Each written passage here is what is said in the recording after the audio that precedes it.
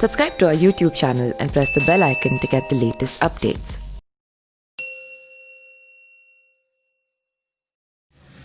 नमस्कार, मैं पिंटू सिंह यादव आप सभी का स्वागत करते हैं न्यूज़ लाइव में। दोस्तों, बिहार में चुनाव है और बिहार में 4 ऐसी पार्टियां बन गई हैं जो कि सीएम कैंडिडेट के तौर पर आगे बढ़ रही है। पहला एनडीए अलायंस के नीतीश कुमार हैं, तो वहीं महागठबंधन की बात करें तो तेजस्वी यादव हैं। वहीं एक और दल बना है जिसमें पप्पू यादव, भीम आर्मी और भी छोटी छोटी पार्टियां शामिल है और उनका जो चेहरा सीएम का है वो है पप्पू यादव। वहीं अगर हम बात करें तो आरएलएसपी है, एआईएम यानी कि ओवैसी हैं और बहुजन समाज पार्टी यानी कि मायावती की पार्टी इसमें शामिल है। लेकिन जिस तरीके से बिहार में एमवाई समीकरण की बात कही जाती है और वो भी महागठबंधन को लेकर, लेकिन महागठबंधन ने इस बार सारा का सारा परिवर्तन का खेल जो है वो चालू कर दिया है और महागठबंधन सभी जातियों को लेकर, सभी जातियों के जो पार्टी के कैंडिडेट हैं उनको कैंडिडेट बनाया हुआ है और बिहार में शायद यही छवि है जिसके चलते महागठबंधन आज जो है टॉप पोजीशन को ऑक्यूपाइड किया हुआ है और ऐसा कहा जा रहा है कि बिहार में महागठबंधन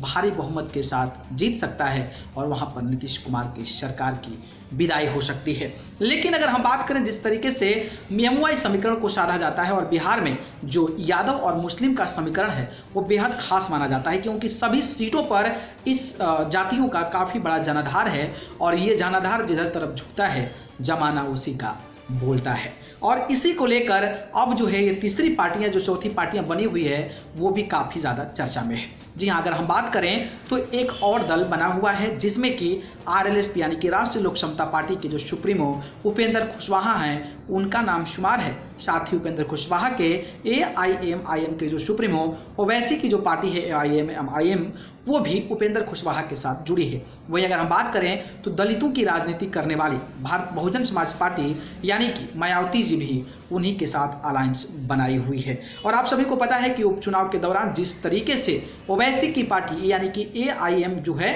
वो कहीं ना कहीं कमाल की थी और बिहार में एक विधानसभा सीट पर चुनाव जीत गई थी, जो कि इतिहास में पहली बार हुआ है कि ओवैसी यानी कि एआईएम जो पार्टी है वो बिहार में एक विधायक पहुंचकर विधानसभा पहुंचे थे। तो आप इससे अंदाज़ा लगा सकते हैं कि ओवैसी का जो कद, खास करके मुस्लिम बहुमूल्य क्षेत्र जो है वहां पर ये चुनाव जीते थे। इसके बाद से अब कयास लगाए जा रहे थे कि आरजेडी जो है उसमें कहीं ना कहीं अब आरजेडी के जो वोट हैं मुस्लिम का जो समीकरण है उसको तोड़ने की अब कोशिश ओवैसी कर चुके हैं और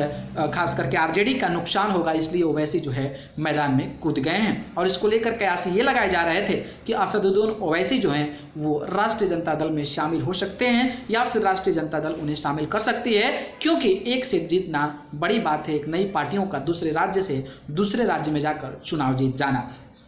लेकिन समीकरण नहीं बैठ पाया और आरजेडी ने अपना जो भी उनका रूल था, जो भी उनका नियम था उसके अनुसार चले और ओवैसी को अपने पार्टी में शामिल नहीं किए और ओवैसी ने जाकर उपेंद्र कुशवाहा जिस तरीके से महागठबंधन छोड़े तो उपेंद्र कुशवाहा, ओवैसी और मायावती की पार्टी एक साथ मिल गई और अब बिहार में अकेले दम पर चुनाव लड़ने की ये पार्टियां जो है वो कहीं ना कहीं कोशिश कर रही है। वहीं अगर हम बात करें तो जहां भी उपेंद्र कुशवाहा जा रहे हैं उनकी भी रैलियों में जबरदस्त तरीके का भीड़ नजर आ रहा है। वहीं मायावती की भी रैली हुई थी कैमूर में, भभुआ में, और वहां पर भी लाखों लोगों की भीड़ जो है वहां पर इकट्ठा हुई थी। तो वहीं ओवैसी की भी जो सभा हो रही है उसमें भी जबरदस्त तरीके का भीड़ दिखाई दे रहा है। और बिहार में कई सारी ऐसी जगह सीटें हैं जहां पर मुस्लिम और जो कास्ट SC ST है, और अगर हम कुशवाहा यानी कि जातियों की बात करें तो ये सब सारी जातियां जब मिल जाएगी तो बिहार विधानसभा चुनाव को काफ़ी ज़्यादा दिलचस्प बना सकती है और हो सकता है कि बिहार में काफ़ी हद तक काफ़ी ज़्यादा सीटें जीतकर भी आए, जिसको लेकर अब ये चर्चा होने लगी है कि ओवैसी और मायावती और जो आरएलएसपी उपेंद्र कुशवाहा की पार्टी है वो कहीं ना कहीं बिहार चुनाव में तहलका मचा सकती है। और इससे जो सबसे ज़्यादा नुकसान खास करके vote of point of view से है तो वो होगा महागठबंधन को। लेकिन महागठबंधन इससे भी खुश हो जाएगी क्योंकि ये जो पार्टियां हैं ओवैसी किसी भी हाल में जब उनका अलायंस है तो भारतीय जनता पार्टी में नहीं जाने वाले हैं। वहीं अगर हम बात करें तो आरएलएसपी और बीएसपी की मजबूरी हो जाएगी कि बिहार में एनडीए के साथ वो ना जाएं चुनाव जीतने के बावजूद भी, जिसको लेकर अब ये चर्चा है कि महागठबंधन को आरएलएसपी और एआईएम और जो बीएसपी है वो कहीं ना कहीं घाटा तो कर ही रही है, साथ में अगर जीत के भी जाती है तो फायदा करेगी, लेकिन अगर वोट बैंक डिस्ट्रीब्यूट होता है तो फिर वहां पर ही दोनों पार्टियों को बड़ा नुकसान हो सकता है। लेकिन अभी भी जो जनाधार है वो आरजेडी की तरफ है, क्योंकि लोग जो है मूड बना चुके हैं कि ये जो पार्टियां हैं वो एज वोट कटवा के तौर पर सामने आ रही है। हालांकि कुछ ऐसे क्षेत्र हैं जहां पर इनका जनाधार बेहतर है और वहां पर ये अच्छा प्रदर्शन कर सकता है। लेकिन अब चुनाव है, अब ज़्यादा हम कुछ नहीं कहेंगे, चुनाव में क्या निष्कर्ष आता है ये आपके सामने ही आ जाएगा। अगर आप इंडिविजुअल की विधानसभा से अगर आप वीडियो को देख रहे हैं तो कमेंट बॉक्स में हमें ज़रूर बताएं कि उन पार्टियों का उस क्षेत्र में क्या चल रहा है और उस पार्टियों का जनाधार पर्टिकुलर विधानसभा क्षेत्र में और आपके क्षेत्र में कैसा है, कमेंट बॉक्स में हमें ज़रूर बताइए। अगर वीडियो पसंद आई हो तो इसको लाइक कमेंट शेयर कर दीजिए और चैनल को पसंद करते हैं तो सब्सक्राइब करके जरूर जुड़िए। अगर आप मुझसे जुड़ना चाहते हैं तो आप मुझे फेसबुक, इंस्टा, ट्विटर पर जाइए, पिंटू सिंह यादव सर्च करके जरूर जुड़िए, नहीं तो मैं डिस्क्रिप्शन में लिंक देता हूँ, वहाँ से जाकर आप मुझे फॉलो कर सकते हैं। आप सभी को बहुत बहुत धन्यवाद। नमस्कार।